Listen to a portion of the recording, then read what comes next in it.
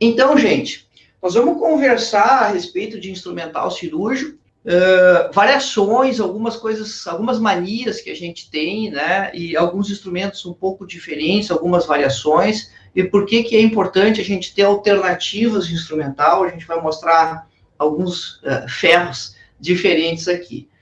E uma questão importante, já assim, para início de conversa, é você pensar numa estratégia, caso você não tenha ainda, de como você vai construir o teu arsenal de instrumental, como você vai construir o seu arsenal cirúrgico, a sua quantidade de instrumentos cirúrgicos. Porque, cara, se você vai fazer esse investimento inicial de uma vez só, você vai gastar muito dinheiro.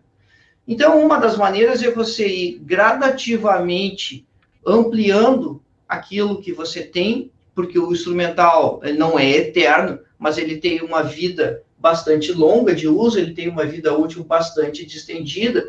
E uma regra que muita gente utiliza é não voltar para casa de um congresso ou de um evento científico sem pelo menos um instrumento cirúrgico a mais para o acervo.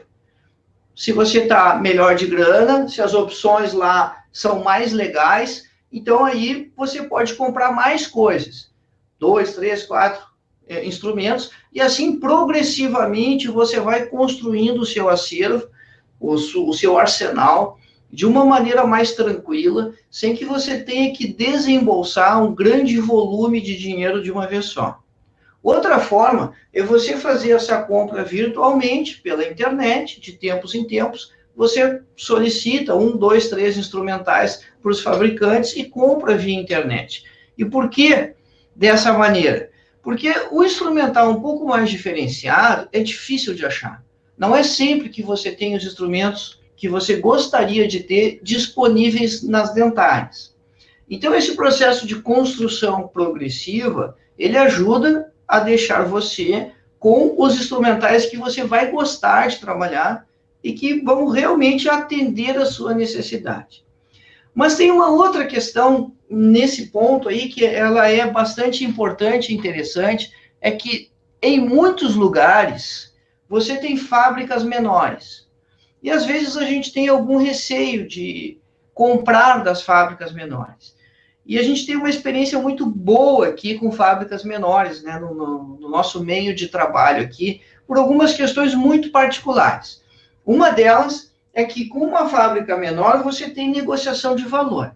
E aí, então, você pode planejar uma compra maior de instrumental cirúrgico, de uma vez só, indo na fábrica lá, negociando diretamente com eles. Muitas dessas fábricas menores, pequenas, têm showroom. Aí é só dar uma pesquisada na sua região, que é muito provável que você vai encontrar alguma fábrica em alguma cidade próxima ou na capital do seu estado, quase que sem dúvida nenhuma. Então, além dessa questão de você poder fazer uma negociação direta, sem ter que esperar por um congresso, você também pode se associar a outros colegas. Junta mais 2, 3 colegas, e aí então faz uma compra de instrumental ainda maior e consegue uma negociação de valor ainda melhor. E assim a gente consegue fazer uma boa economia. Mas tem uma outra questão importante quando a gente vai numa fábrica menor de instrumental, é que você consegue que eles customizem o instrumental para você. Então, às vezes a gente tem a ideia, né, tá trabalhando ali, mas se esse descolador fosse um pouquinho mais para lá, um pouquinho mais para cá, se esse afastador tivesse uma outra volta aqui, de uma maneira ou de outra, e quando você vai na fábrica, essas fábricas menores, se você realmente conseguir acesso a elas, você vai conseguir que eles ajustem o instrumental, às vezes até na hora, dependendo como está a linha de produção deles. Um exemplo, existe um instrumento que a gente usa em trauma, né? Mas é só para citar esse exemplo da customização, que chama espátula de Lambotte, que é essa aqui, que é uma espátula que a gente usa para reduzir fratura de osso zigomático, para levantar o osso zigomático. E, na maioria das vezes, você encontra essa espátula aqui reta. Ela não tem essa curvatura. E essa curvatura aqui foi feita, customizada, para mim, numa fábrica dessas menores. Quando eu fui lá comprar o instrumental, mostrei para o cara, olha, eu quero que tenha uma curvatura assim, sabe? Ele foi lá, curvou um pouquinho, veio, eu disse, eu quero mais. E aí ele acabou deixando o instrumento no ponto do jeito que eu queria. Ainda tem a questão que, eventualmente, eles podem personalizar o instrumental, colocar o seu nome, né?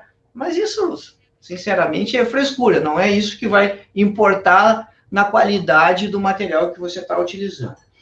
A mesma questão acontecia, por exemplo, com um formão, que eu precisava de um formão curvo que fosse mais robusto. E esse era fino demais e a curvatura era excessiva, né? Um formão para fazer distração de maxila, né? Fazer expansão rápida de maxila. Aí, nessa mesma fábrica lá, eles customizaram o instrumento, pegaram um formão mais largo para mim, deram uma curvatura um pouco menor, com um cabo mais robusto, como eu precisava para trabalhar, do jeito que eu gostaria que fosse, que eu não estava encontrando disponível para vender comercialmente. Então, essa é uma dica importante para você construir o seu acervo.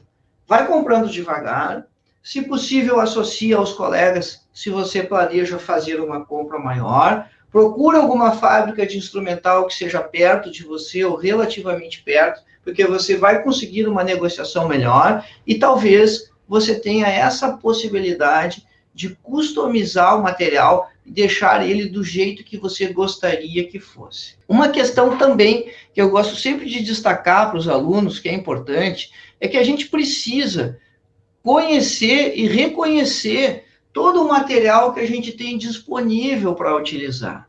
Se você chamar qualquer técnico na sua casa para reparar um cano, um móvel, aquele profissional sabe o nome e a aplicação de todas as ferramentas que ele tem dentro da caixa de instrumental dele. E às vezes nós não sabemos o nome de alguns instrumentos que a gente está utilizando, e às vezes a gente tem inclusive dificuldade na empunhadura e na maneira de utilizar esse instrumento. Isso são coisas que a gente precisa corrigir.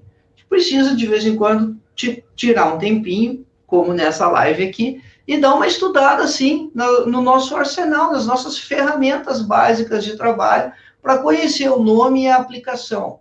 Se você trabalha num lugar que você tem instrumentação, tem a técnica para instrumentar para você, para lhe ajudar, esse pessoal, às vezes, conhece muito o instrumental que a gente utiliza, mas muito mesmo. E só na maneira da gente empunhar o instrumental, eles já sabem do treinamento e do conhecimento técnico que a gente tem. As pessoas têm a tendência de umas julgarem as outras, né? Você pede o instrumento para o seu auxiliar e no momento que você pegar o instrumento, se ele é uma pessoa já com mais vivência profissional, que já trabalhou em outros lugares, ele vai reconhecer o seu treinamento e a sua habilidade. E é muito comum a gente desenvolver vícios de empunhadura e de utilização do instrumento. Não pode. Você diz, eu vou fazer do meu jeito. Não, cada instrumento foi estudado, foi concebido para ser usado de uma determinada maneira. Claro que alguns têm algumas variações de empunhadura, de aplicabilidade e tal, que a gente pode variar. Mas a gente não pode inventar coisas, né? Não empunhar adequadamente a tesoura, não usar os 4 dedos, pelo menos para empunhar a tesoura, empunhar os bisturis adequadamente.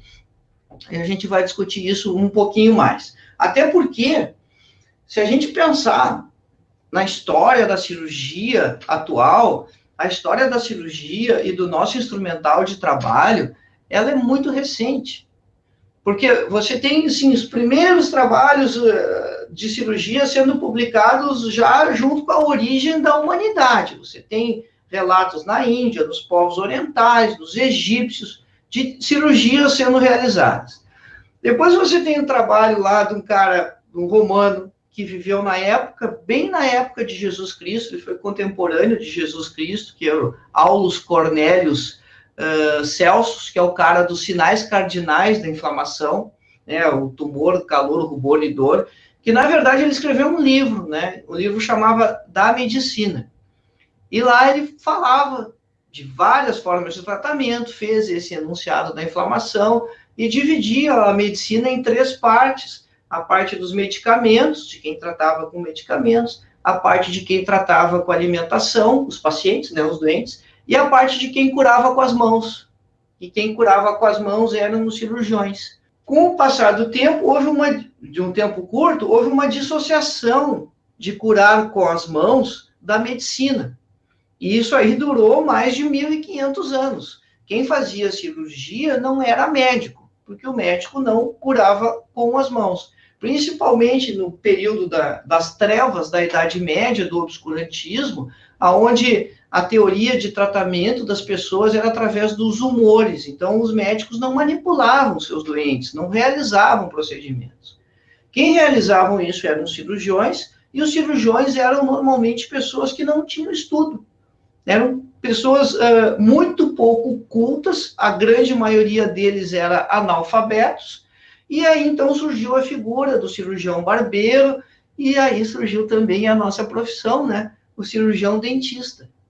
E aquele profissional acabava fazendo as três coisas. Ele fazia procedimentos bucais, fazia extrações dentárias, e as cirurgias eram pequenas, né? Eram drenagens de abscesso, às vezes amputações, e aí a coisa era maior, tratamento de trauma da maneira que desse e cortava cabelo, né? O cara trabalhava em praça pública, juntava gente para olhar, a cachorrada em roda ali, sangue correndo, uma caixinha com areia para recolher o sangue, e o instrumental, obviamente, nesse tempo era muito precário, e o instrumental era muito parecido com ferramentas de marcenaria, não era muito diferente do que era utilizado pelo cirurgião barbeiro. E aí você vai ter pequenas diferenças, assim, de um país para o outro, né, da regulamentação europeia, lá, a Inglaterra chamava de um jeito, a França chamava de outro, tinham regras um pouco distintas, mas tudo isso para dizer que a cirurgia e a odontologia, elas têm a mesma origem, e essa origem, ela foi separada da medicina. Aí, com o Renascimento, voltaram a estudar, voltaram a haver dissecções de cadáveres, mas o entendimento da fisiologia era muito precário, não tinha anestesia, não tinha controle de infecção, mais ou menos 40% a 60% dos pacientes submetidos a procedimentos morriam, e eles não sabiam por quê, né? Mas estavam estudando, era o conhecimento da época, e a cirurgia patinando. E o grande boom, assim, de avanço científico, tecnológico, acadêmico da cirurgia, ela aconteceu no século XIX, por basicamente 3 eventos particulares, assim, que foi a anestesia. Então, quando houve o domínio da técnica anestésica, que você tirou a dor do paciente, o profissional pôde trabalhar com tranquilidade, porque tudo tinha que ser feito muito rápido. E se você ler os relatos da época, lá vai dizer que o cirurgião tinha que ser, acima de tudo, rápido e frio, para que ele não se emocionasse com os gritos do paciente. Claro, o paciente não é nem que pedisse, as pessoas realmente gritavam, né? E que não tivesse receio de cortar demais, mas também receio de cortar de menos, mas também não sentisse prazer cortando demais, né? O cara não poderia ser sádico. É bizarro a descrição da personalidade do cirurgião. Mas, pois bem, junto com essa história de que, então, começou a controlar a dor, houve o entendimento da contaminação por contato, né, com Inácio Semmelweis lá na Áustria, que era um obstetra, as mulheres morriam lá em Viena de febre puerperal, ele começou a estudar, acabou que o patologista que fazia as autópsias das mulheres acabou se cortando com bisturi, e aí ele fechou, porque tinha 2 maternidades lá. A maternidade das parteiras, as mulheres pouco morriam, e nas dos médicos morriam muito, e a admissão era um dia para uma, um dia para os outros. Tinha mulheres que tentavam, de toda forma, atrasar o parto para não cair na enfermaria dos médicos, porque sabiam que havia muitas mortes lá. E aí, então, Semmelweis começou com a história de lavar as mãos, né? Que agora a gente está retomando toda essa história de ter que realmente estar muito preocupado com a lavagem de mãos. Só que não entendia por que tinha que lavar as mãos, mas entendia que se lavasse as mãos, não levava à morte para as novas gestantes lá, até que depois vieram os trabalhos de Koch e de Pasteur, que mostraram que existiam bactérias, que existiam micro-organismos, e aí houve o entendimento da contaminação por contato. Paralelo a essa história, né, na Escócia, lá tinha um cirurgião, Joseph Lister, que foi o cara que começou a operar com asepsia. A enfermaria, na época, todas as enfermarias de hospital fediam a pus e a necrose. E a enfermaria do Lister cheirava fenol. Ele teve resultados excelentes. Ele que fez aquela cena que ficou clássica, quando a gente estuda a história da medicina, da odontologia, de borrifar fenol no ar com a maquineta aquela, né? Ele passava fenol em tudo. Passava nele, passava no paciente, passava no chão, passava nos tecidos, passava nas enfermeiras. E assim, empiricamente, e aí apresentou os trabalhos dele na Royal College of Surgery em Londres, e os caras tripudiaram ele. Mas depois viram que ele realmente tinha razão. E aí, então, começou a técnica asséptica. E aí começou a formar um monte de escola de cirurgia.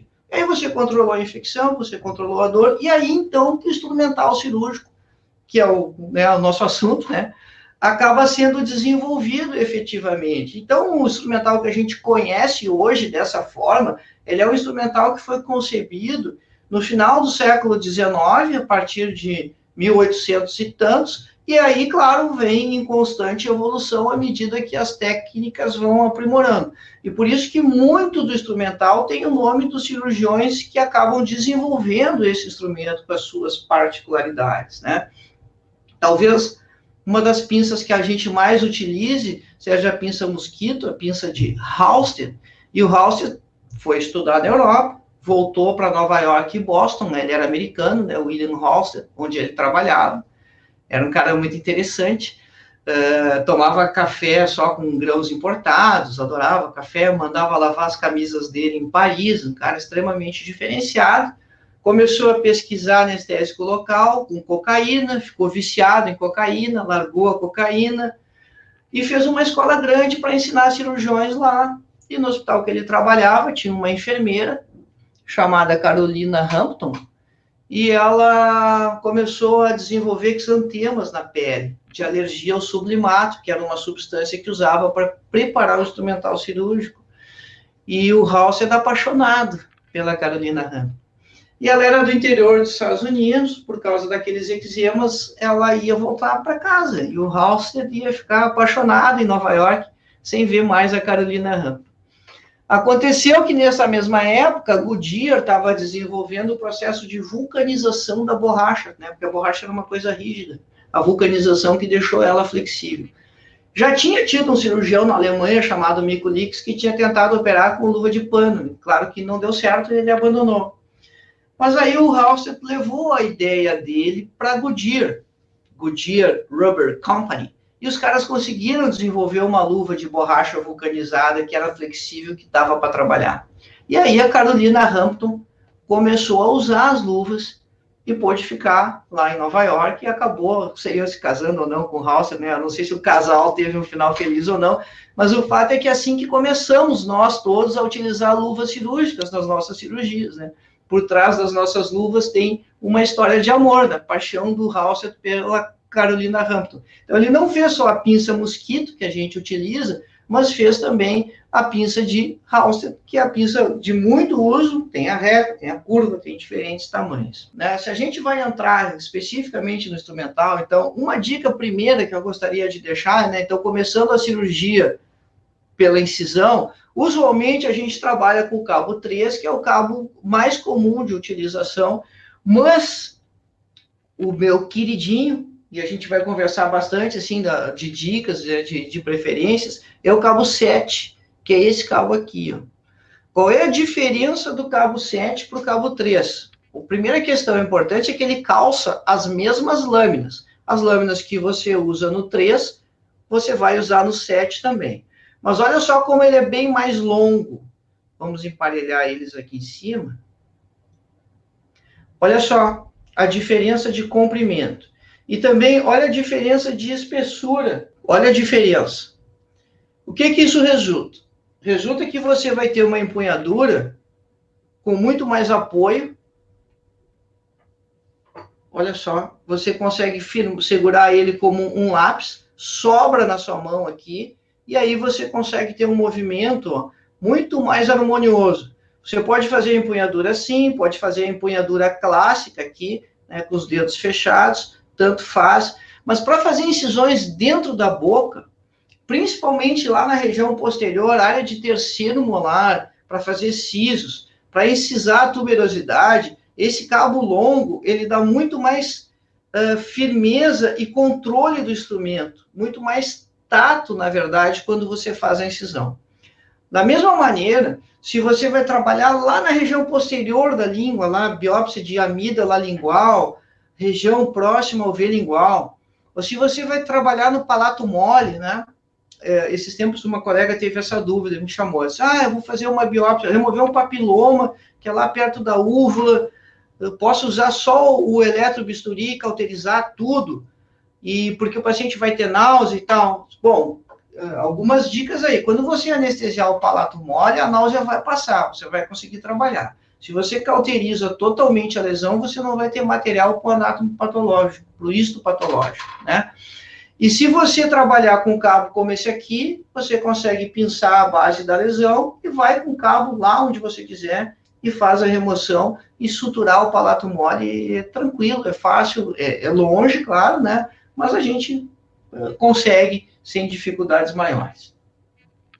Feitas as nossas incisões, então, tem um vídeo no YouTube, lá no canal, onde eu discuto essa questão dos cabos, né? Então, se quiser olhar, foi um dos primeiros vídeos que eu fiz quando eu comecei a fazer a produção de vídeos para o canal do YouTube. Eu comecei fazendo essa produção com o instrumental cirúrgico. Então, tem algumas aulas lá que são bem específicas, assim, e algumas são bem específicas, inclusive, para cirurgia bucofacial com um instrumental maior, mais pesado. E até, gente, até esses abridores de boca aqui, ó, eles têm um nome específico. E esse kit completo, aqui a gente só encontra esses dois aqui, mas o kit original completo, ele tem 3 tamanhos. Ele tem um tamanho intermediário também, e eles são unidos por uma correntinha, parecida com aquela correntinha que a gente usa para segurar guardanapo, se usava, né, de babeiro, assim, para segurar guardanapo, se usa ainda, né? Então, vem os 3 unidos ali, você escolhe qual dos 3 que você vai usar, e tem um nome chique, isso aqui é Mackinson. Então, a gente chama de taco de borracha, de abridor de boca, mas, na verdade, o nome correto desse abridor aqui é Mackinson. Pessoal, questão de pinças, né? Pinça de Addison, a gente citou antes a pinça de Halsted, e um comentário muito importante para a gente fazer, que vai ao encontro do que a gente falou no início da nossa conversa. Use o instrumental adequado para fazer o procedimento adequado. Então, essa pinça aqui, que é a pinça para você pinçar tecidos. Todo mundo tem a pinça de algodão. A pinça de algodão não é para operar. A pinça de algodão é para algodão. Então, se você for fazer pontos no paciente, se você for fazer sutura, corrija esse vício caso você tenha. Não faça a sua sutura utilizando a pinça de algodão. A pinça adequada para fazer sutura é a pinça de Addison. E aí você tem a sem dentes e você tem a com dentes. Se você precisa pegar a agulha, depois que você passou com o porta-agulha, você vai usar a Addison sem dentes. Se você precisa fixar o tecido para passar o ponto com o porta-agulha, aí você vai utilizar a Addison com dentes. Você tem a alternativa de utilizar a pinça anatômica, que ela é mais longa e um pouco mais robusta, um pouco mais grosseira, um pouco mais potente que a pinça de Addison. Então, essas são as pinças adequadas, tanto para você fazer sutura, quanto para você fazer dissecção de tecido.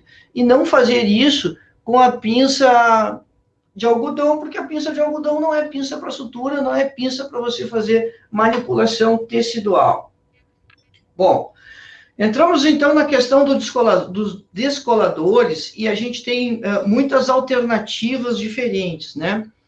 E se ensina, às vezes, se comenta muito entre os colegas, assim, o melhor descolador é a espátula 7, que é a espátula de prótese, usada para esculturas de cera. Você pode usar uma espátula 7 como descolador? Pode. Ela é boa para descolar tecido, a espátula 7? Sim, ela funciona bem para descolar tecido. Mas tem uma espátula 7 só para cirurgia, né? Não vai usar a mesma para prótese e a mesma para fazer a cirurgia. E escolha um instrumento de boa qualidade. Às vezes a gente vê espátula 7 que não têm um acabamento muito bom, justamente porque elas foram produzidas de uma maneira assim, sem tanto cuidado no polimento, no acabamento. E como você vai usar ela para fazer descolamento de tecido, e se você optar pela espátula 7, efetivamente, você tem que ter uma espátula 7 de boa qualidade, porque a preservação do periósteo é fundamental para a cicatrização do teu tecido. E essa preservação do periósteo, ela vai estar diretamente relacionada ao descolamento que você fez.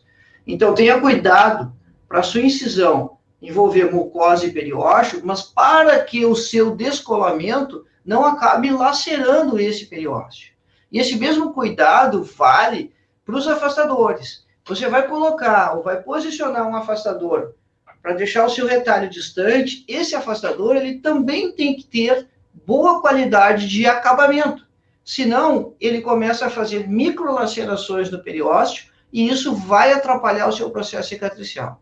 Então, às vezes, seus pacientes estão tendo pequenas complicações no pós-operatório, pequenas complicações cicatriciais, estão evoluindo com muito edema, estão tendo atraso no processo de cicatrização, e isso pode acontecer em função do instrumental que você está utilizando, se ele não tem uma boa qualidade de acabamento, porque ele acaba induzindo mais lesão ou acaba induzindo lesões que não deveriam acontecer, quer seja no descolamento, quer seja no afastamento.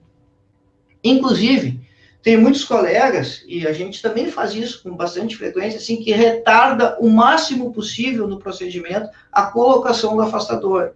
Porque o afastador é metálico, ele vai produzir microlesões, principalmente se você antever um procedimento mais longo, e o edema, ele está muito relacionado ao seu tempo cirúrgico. Quanto mais tempo você demorar fazendo o procedimento, mais edema você vai ter. E aí, se você consegue iniciar a fase de anestesia, vai posicionando tudo que você precisa, sem estar utilizando os afastadores aí na própria incisão, se você consegue tensionar o tecido sem usar o afastador, faça isso, porque você não vai estar realizando ou promovendo esses microtraumas na mucosa, que vão dar mais edema e que vão, invariavelmente, complicar ou deixar o pós-operatório desconfortável.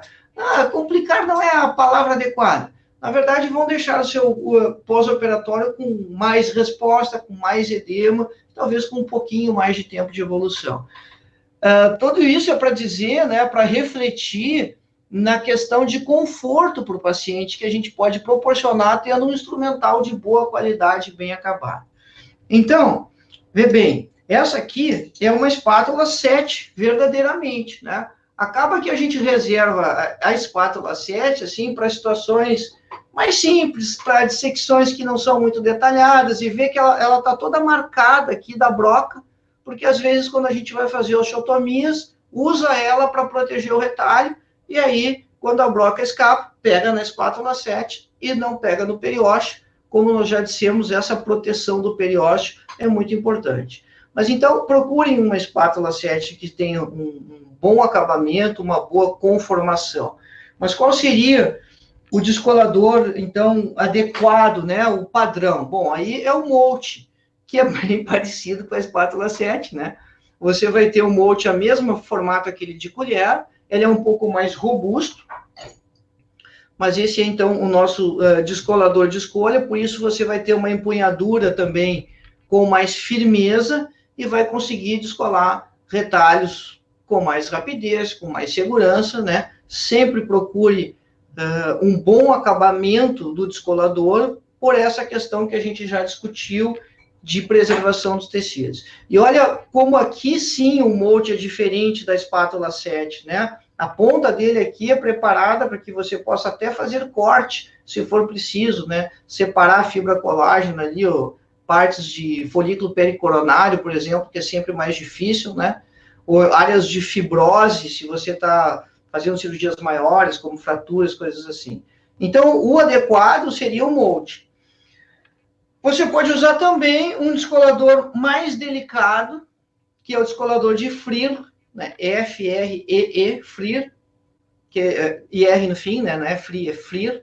Tem alguns descoladores de FRIR que eles têm uma sustentação aqui no meio, porque como ele é mais fino, Então, tem uns que tem uma saliênciazinha aqui para dar mais firmeza na empunhadura. Não faz diferença se ele tem aquela saliência aqui ou não, é o mesmo FLIR. Então, esse é um descolador bem delicado, né? A gente, então, de certa forma, popa o uso dele, né? Para que ele não fique com marcas de broca, para que ele não fique com marcas de outros instrumentos. Deixa esse aqui para descolamentos mais delicados. Você vai fazer um sinus lift ou algum procedimento que você precisa separar bem a mucosa. Então, deixa um descolador na reserva, né, de boa qualidade, de bom acabamento, para esses procedimentos mais delicados. Então, é bom ter um arsenal? Como é que faz? Bom, a gente explicou no início da conversa, né? Vai gradativamente montando o seu acervo, montando o seu arsenal. Olha esse aqui, ó, que tem uma ponta ali como o molde, então ele funciona como um molde, mas do outro lado, ele tem um descolador que é um pouco diferente do seu formato.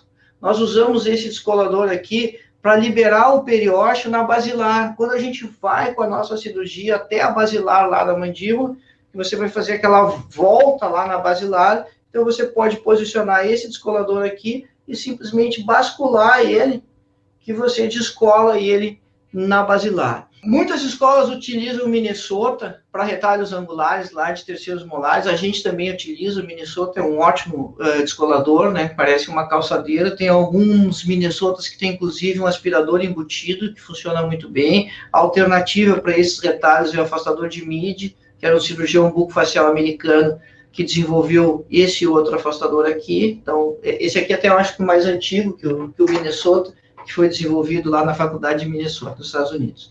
Mas um recurso que é muito pouco utilizado é você ter um afastador longo, que é esse aqui, o Langenbeck. E para a cirurgia bucal, existem Langenbecks de todos os tamanhos possíveis, pessoal. Tem Langenbecks bem maiores para cirurgia abdominal. Então, a gente precisa ter um Langenbeck desses aqui, que é pequeno, e a parte ativa dele aqui tem 2 dedos só de largura, ele é relativamente estreito, tem um Langenbeck mais fino ainda. Esse afastador, se você posiciona um par, em área de terceiro molar, por exemplo, no retalho, um periostal e outro mais na frente, você tem um campo maravilhoso para trabalhar. E aqui tem um par com um pouco, uma diferença do outro, né, de conformação, de tamanho, né, mas é um afastador muito versátil, e esse afastador aqui tem uma grande vantagem, que é o cabo longo. Como ele tem o cabo longo, a pessoa que estiver afastando, tem inclusive um anel aqui que pode posicionar o dedo, a pessoa que estiver afastando para você, ela vai ficar distante do campo cirúrgico. E você ganha espaço no entorno do paciente para poder trabalhar com mais tranquilidade. Claro que é um pouco mais caro, um pouco mais difícil de encontrar os Langenbecks, porque isso você vai encontrar em lojas de instrumental cirúrgico geral, que vendem para hospitais, mas em congresso você sempre acaba encontrando. E os Langenbecks são afastadores muito versáteis, que deve utilizar bastante. Se você não tem a experiência de utilizar, comece a usar que você vai gostar. Diferente, na minha opinião, né, do meu ponto de vista, de nós... um comentário sobre o Langenbeck, né? O Langenbeck era um cirurgião alemão que foi o cara que bolou um programa de treinamento para os novos médicos. É uma forma de treinar esses novos médicos na prática depois que eles se formassem.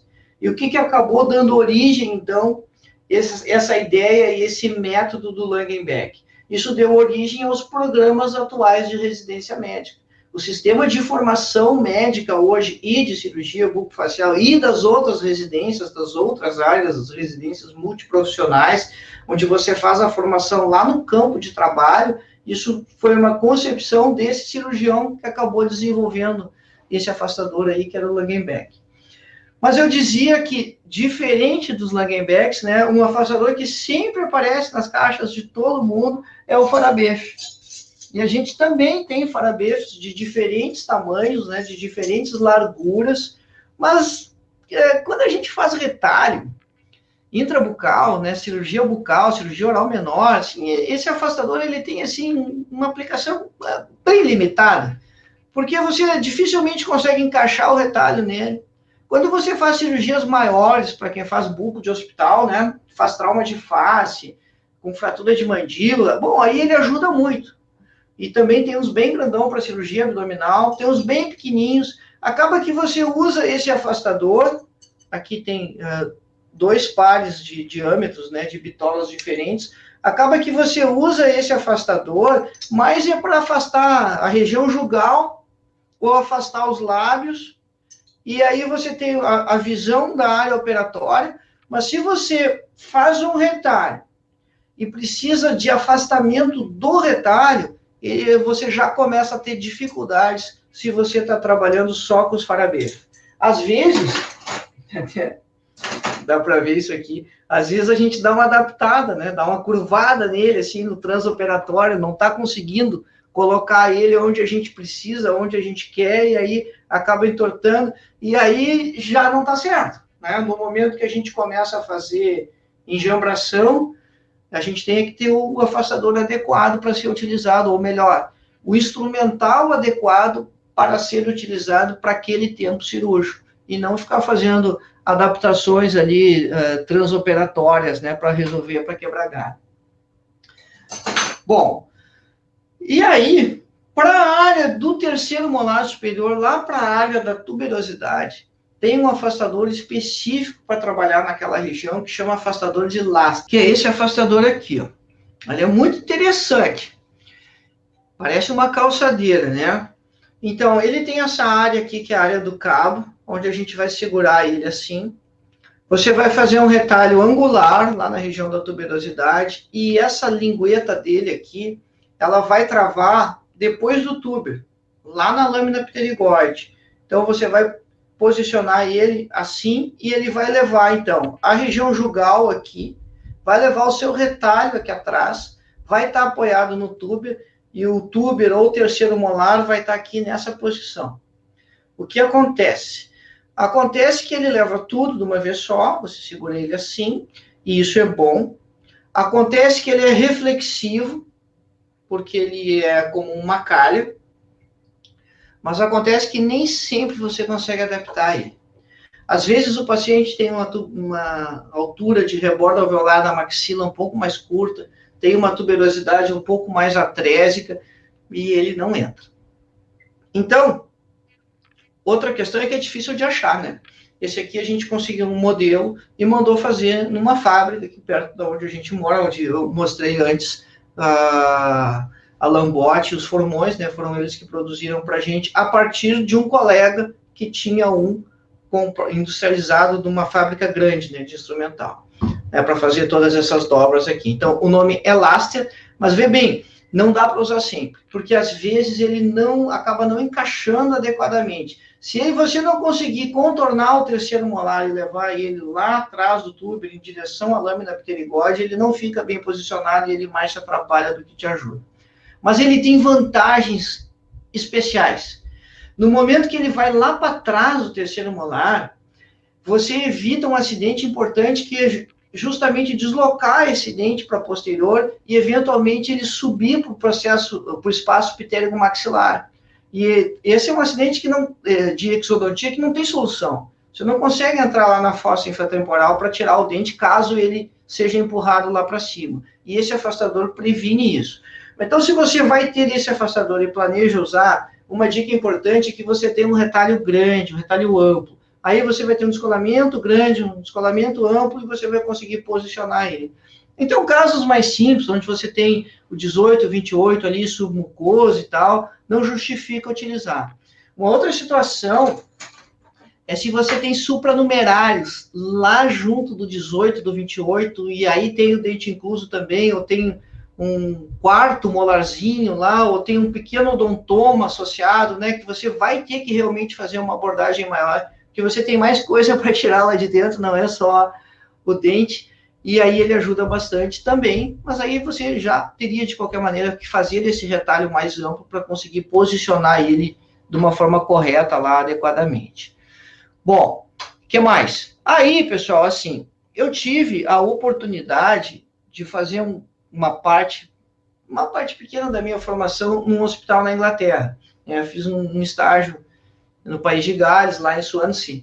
E nesse hospital, um hospital que tinha um volume cirúrgico muito grande, né, uma grande quantidade de cirurgia, e eles Eu não conhecia, eu nunca tinha visto, agora eu já vejo bastante esse afastador aqui, isso já faz tempo, foi 2007, que é o afastador de Roux, R-O-U-X, que é esse aqui, ó. O Roux, então, hoje já não é mais tão difícil de encontrar, na verdade ele é um conjunto, você tem 3 afastadores aqui,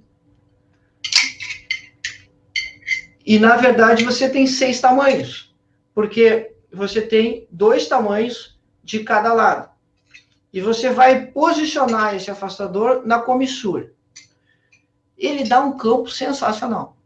Então a gente viu aqui, eu disse, usa o Langenbeck, que vai levar o retalho e tal, usa o Minnesota e o Mid, só para levar o retalhozinho, o Langenbeck, se você usar o par, você vai ter um campo maior. Mas, claro que se você tiver um retalho posterior lá, o Roux, ele não vai afastar o retalho também. Mas se você posiciona esse afastador literalmente para abrir toda a região jugal, você vai ter uma visibilidade tremenda de dentro da boca e vai conseguir trabalhar com muita tranquilidade. Então, também, se você tiver a oportunidade de experimentar esse afastador de Roux, experimente o afastador de Roux, porque é muito bacana trabalhar com ele. Sem falar que ele protege a comissura, por causa do formato dele, né?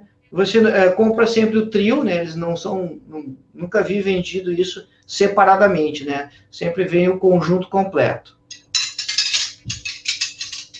E aí eles se encaixam, né? Você não vai usar bilateralmente, né? Então você usa de um lado só, por isso que você tem 6 tamanhos diferentes, de acordo com o tamanho do seu paciente, de acordo com a amplitude de afastamento, de abertura bucal que você está trabalhando e que você deseja. Por isso não tem por que ter 2 jogos, você não vai posicionar um de cada lado, como eventualmente faria com o spandex, né? Porque ele não é só para proteger ali, ele é para realmente te dar campo para trabalhar. Bom, e uma outra dica interessante, ó, é a válvula maleável. A válvula maleável é algo que a gente aprendeu a utilizar isso em bloco, com cirurgiões gerais, porque a válvula maleável é um instrumental muito simples. Ela é só uma lâmina de metal. Mas como o nome diz, né, tem gente que chama de válvula maleável, mas é válvula maleável. Como ela é maleável, e ela tem, então, diferentes tamanhos, você vai ter bem maiores, mais largas aqui, né? Mais largas aqui, vai ter com menos largura também, né? Finas não, a espessura é sempre a mesma. Mas acontece que você pode adaptar esse instrumento aqui, ó, da maneira como você quiser. Então, às vezes, você está com dificuldade de afastamento lá do retalho mucoperiósteo lá atrás, você ajeita a válvula maleável conforme como você quiser ela e leva ela naquele paciente, naquela posição. Se você está com dificuldade de afastamento de língua, aquele afastador de língua metálico chama Brunings, né? Se o seu Brunings não está dando conta do afastamento da língua, você pode usar a válvula maleável. E olha só, ela é facilmente retificável. Então, você desentorta ela, faz novas configurações. Tem algumas que, claro, são mais duras, mais resistentes que outras, né? Mas você sempre pode conformar a válvula maleável da forma que você quiser. Para quem faz trauma, isso aqui é um instrumento obrigatório, você acaba utilizando ela para muitas coisas, para muitos afastamentos. Uma outra avaliação que se pode ter, pessoal, particularmente quando nós operamos patologia cirúrgica, operamos lesões intraósseas, né, um instrumento que a gente não gosta de usar é cureta, não usar cureta, porque a cureta faz um guisadão da lesão e você não sabe se tirou tudo ou não. Retalhos amplos para controle marginal da patologia, onde você enxerga toda a área da patologia. E aí você separa a patologia, o cisto do osso, seja lá o que for, enxergando o que você está fazendo e não trabalhando às cegas com curetas. Por isso que a gente evita usar as curetas, né? Mas podemos usar as curetas de alvéolo, principalmente para limpar as cavidades, né? Que a gente chama curetas de Lucas. Mas em outras circunstâncias, em áreas menores, você pode utilizar também colher de dentina como uma cureta, sem problema nenhum, principalmente para abscetomias. A abscetomia é um procedimento que acaba a gente cada vez fazendo menos, porque a endodontia cada vez fica melhor, avança mais, mas para curetagem de pequenas áreas junto aos ápices, às raízes dentárias, as colheres de dentina, inclusive com tamanhos menores do que esse, funcionam tremendamente bem, né? São excelentes. E uma outra questão, né? A gente vai falar de instrumental, tem que falar de instrumental de exodontia especificamente. Uma pergunta que é feita com muita frequência é sobre as alavancas POTS. As POTS são alavancas potentes, tem um cabo inteiro, você empunha ela assim e sai aquele cabo aqui, e a ponta ativa dela é parecida com uma Seldin curva. Em algumas escolas ela é ensinada, ela é utilizada, particularmente a gente não usa. A gente acredita que você transfere força demais utilizando a POTS. A gente gosta de utilizar sempre mais de uma, né? Tem vários calibres de recursos, né? Então, a Seldin reta, essa que parece uma chave de fenda, está sempre na nossa caixa, mas também a Goiva, delicada, fina. Não utilizamos alavancas retas mais robustas do que essas. Essas são assim, as mais robustas que a gente utiliza, e alavancas curvas, utilizamos o par de Seldin, uma para cada lado, e também utilizamos essas aqui muito nos terceiros molares superiores, né, fazendo um apoio mesial e fazendo um movimento nesse sentido, né, rotatório, onde você vai levar o dente para baixo e para trás, e aí você luxa ele. Se alguém não tem o costume de utilizar essas alavancas, né, faça a experiência, né? Essas Seldins aqui, que são as curvas, a Seldin reta, mas não tenha, por favor, não tenha apenas uma alavanca reta para fazer a sua cirurgia, porque isso pode aumentar demais o seu tempo cirúrgico e dificultar o procedimento. Alavanca, como o nome diz, é ponto de apoio, e às vezes você consegue um ponto de apoio melhor com um instrumento ou com outro, e você ter instrumentos diferentes à disposição pode diminuir o seu tempo cirúrgico, porque você vai conseguir fazer aquele ponto de apoio com um daqueles instrumentos que você tem, senão você vai ter que chegar no ponto de apoio com aquela única alavanca que você tem. E isso vai dificultar o procedimento, e nós já dissemos, né, que o pós-operatório, a qualidade do pós-operatório, ele está diretamente relacionado ao seu tempo cirúrgico. Não importa se você vai fazer uma biópsia pequenininha de um papiloma, ou se você vai fazer um terceiro molar absolutamente incluso e impactado. Temos duas perguntas que sempre aparecem relacionadas à cirurgia de mucocele, e uma delas é a tesoura de Stevens, que é aquela tesoura que tem uma pontinha bem delicadinha, né? Ela vem na forma normal e dá uma conformada ali. É uma tesoura de dissecção muito boa, excelente. Por gosto pessoal, eu prefiro utilizar a Matzenbaum ao invés da tesoura de Stevens, mas ela é muito boa para essas dissecções delicadas. Mas como ela é levemente pontiaguda, e quando eu comecei a fazer meu treinamento lá, eu aprendi com Matzenbaum, que tem ponta romba, que também é uma tesoura de dissecção, né? Eu continuo fazendo com Matzenbaum. Na verdade, pessoal, o melhor instrumental é aquele que você domina, mas domina do jeito certo, não do seu jeito, né? Fazendo a empunhadura correta, aplicando ele com o uso adequado. E a segunda pergunta que normalmente é feita a respeito da cirurgia de mucocele é a tal da pinça de Calásio. Ela é como um anel e ela tem uma plaquinha por trás, né? Ela fecha assim. Calásio é uma formação sebácea, que normalmente acontece na pálpebra, e os oftalmos usam a pinça de Calásio para fixar a pálpebra e deixar o Calásio no meio ali, e aí eles fazem a drenagem, a incisão do Calásio. Ela tem um parafuso ali que você trava a pinça de Calásio, tem mais de um tamanho, tem pelo menos uns 3 tamanhos diferentes, e muitos colegas utilizam a pinça de Calásio para fazer a remoção do mucocele. Então, reverte o lábio, coloca a pinça abraçando o mucocele, né? Ela tem a vantagem que vai dar hemostasia, porque ela vai fazer compressão no entorno do mucocele, e aí você faz a incisão e a dissecção ali do mucocele e remove ele. Também, pessoalmente, eu não curto muito, né? Não gosto muito, mas é bastante utilizada. Tem pessoas, colegas que trabalham muito bem com essa pinça. Por que eu não gosto? Eu não gosto porque ela me limita ao campo cirúrgico. Eu gosto de ter a área para trabalhar mas se precisar de secar mais, tira a pinça, tá, tudo bem, tira a pinça, não chega a ser um empecilho, mas de qualquer maneira, eu prefiro fazer o procedimento trabalhando com o campo cirúrgico à disposição ali, por isso eu prefiro não utilizar a pinça de calagem para fazer essas remoções de mucocele.